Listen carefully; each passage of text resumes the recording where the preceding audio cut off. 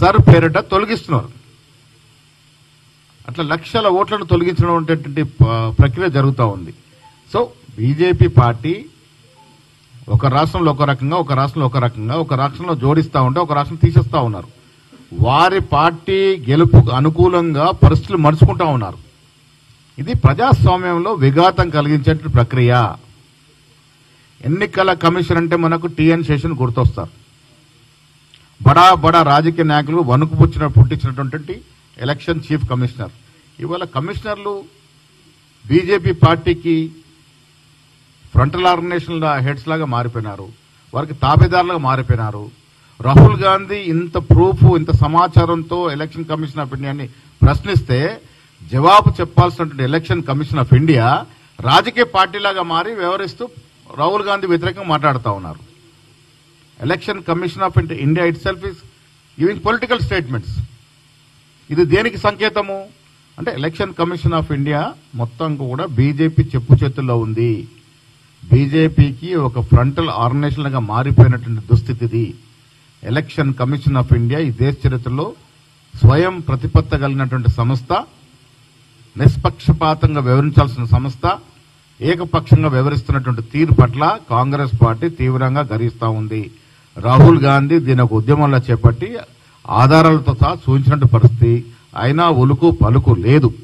అందుకే election చోరీపై signature campaign కార్యక్రమం చేపట్టి ఈ రోజు వరకు 5 కోట్ల సంతకాల సేకరణ దేశంలో జరిగింది.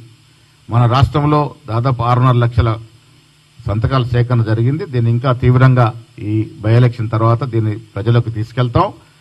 ఎవరైతే ఎలక్షన్ చోరీ దేశంలో జరిగింది, ఎలక్షన్ల అవకతలు జరుగుతున్న నమ్ముతున్నారో వారే స్వయంగా వారి ఆధార్ కార్డు నంబర్ వేసి సంతకాలు పెడతా ఉన్నారు. 5 కోట్ల సంతకాలు ఈ దేశంలో జరిగినాయంటే ఎలక్షన్ కమిషన్ ఆఫ్ ఇండియా తీరుని అర్థం చేసుకోవాలి, ఏ రకంగా వారు అవకతవకలు పాల్పడుతున్నారో. మన రాష్ట్రంలో కూడా, తెలంగాణ రాష్ట్రం కూడా మున్సిపల్ ఎలక్షన్ అప్పుడు ఓటు చోరీ జరిగింది, ఓట్ల తొలగింపు జరిగింది.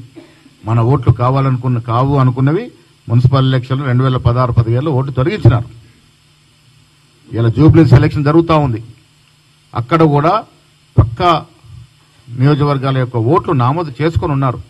గత బీఆర్ఎస్ పాలనలో 10 ఏళ్ల పాలనలో అలాంటి ఓట్లు నామోదు చేసుకుని గెలుస్తూ వచ్చినారు. ఇవాళ 30% పైగా అక్కడ ఓట్లు కనబడట్లే. వారి స్థానే కూడా వేరేలతో ఓట్లు వేయించుకునే ప్రయత్నం చేస్తూ ఉన్నారు.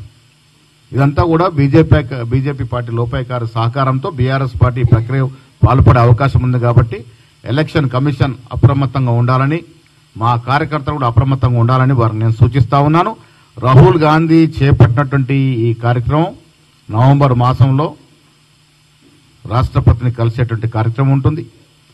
ఈ 5 కోట్లు ఇంకా అప్పటి వరకు 6 కోట్ల సంతకాలను సేకరణ అవుతాయి. ఫిజికల్ కాపీస్ అన్ని కూడా మేము ఢిల్లీకి పంపించి రామ్లీలా మైదానంలో ఒక బహిరంగ సభ చేసి ఆ కాపీలన్నీ కూడా ట్రక్కుల్లో, లారీల్లో తీసుకెళ్లి ప్రెసిడెంట్ ఆఫ్ ఇండియాకి సమర్పించి వారికి వాస్తవాలు వివరించే ప్రయత్నం ఏఐసిసి చేస్తుంది. ఆ మార్చిలో ఖర్గే గారు, రాహుల్ గాంధీ గారితో పాటు మా సీనియర్ నాయకులంతా పాల్గొంటారు. మేము మీకు కూడా విజ్ఞప్తి చేసేది, స్వాతంత్రం వచ్చిన తర్వాత అందరికీ ఓటు హక్కు ఒకటే, అది చాలా విలువైనది. ఓటు ద్వారానే ఈ దేశాన్ని పరిపాలించుకునే హక్కు పౌరుడికి ఉంది. వారు ఓటు ద్వారానే ఎవరు ఈ దేశాన్ని పాలించాలి, ఎవరైతే సరిగా ఉంటుందో నిర్ణయించుకునే అధికారం ఆ ఓటు ద్వారా పౌరుడి కలిగింది. కానీ దొంగ ఓట్లు నామోదు చేసుకొని నిజమైన పౌరుల యొక్క ఓటు తొలగించి తద్వారా ఓటు దొంగిలింపుకి ఏదైతే ప్రక్రియకు పాల్పడుతుందో బీజేపీ ఈ దేశంలో ప్రజాస్వామ్యాన్ని అపాసం చేస్తూ ఉంది, ప్రజాస్వామ్యాన్ని కూని చేస్తూ ఉంది. అధికారమే పరమావధి, ఏది ఏమైనా అధికారులు ఉండాలనే ఒక తపనతో మోడీ గారి నేతృత్వంలో అమిత్ షా గారు ఇలాంటి కార్యక్రమాలకు పాల్పడతా ఉన్నారు. నిస్వార్థంగా, నిజాయితీగా రాహుల్ గాంధీ గారు భారత్ జోడో యాత్ర చేయడం, న్యాయయాత్ర చేయడం, తద్వారా వారికి తెలిసిన వివరాల్ని ఊరికే విమర్శల ద్వారా కాకుండా సాక్ష్యాల ద్వారా సాక్ష్యాలు ప్రవేశపెడుతూ, సాక్ష్యాలు చూపిస్తూ మన హర్యానాలో వారు పత్రికా సమావేశం ఏర్పాటు జరిగింది. హర్యానాలో కానీ, బీహార్లో కానీ, కర్ణాటకలో కానీ, మహారాష్ట్రలో కానీ జరుగుతున్నటువంటి ఓట్ల అవకతవకల తీరు పట్ల ప్రజలు అర్థం చేసుకోవాల్సిన అవసరం ఉన్నది, దీన్ని గ్రహించాల్సిన అవసరం ఉన్నది. ప్రజాస్వామ్యంలో ఈ రకమైనటువంటి ఓటు అవకతవకలు పాల్పడి నిరంతరం అధికారంలో ఉండాలనే ప్రయత్నం అయితే బీజేపీ చేస్తూ ఉందో దాన్ని ప్రజలు అర్థం చేసుకొని దాన్ని తిప్పికొట్టాల్సిన అవసరం ఉన్నది. ధన్యవాదం.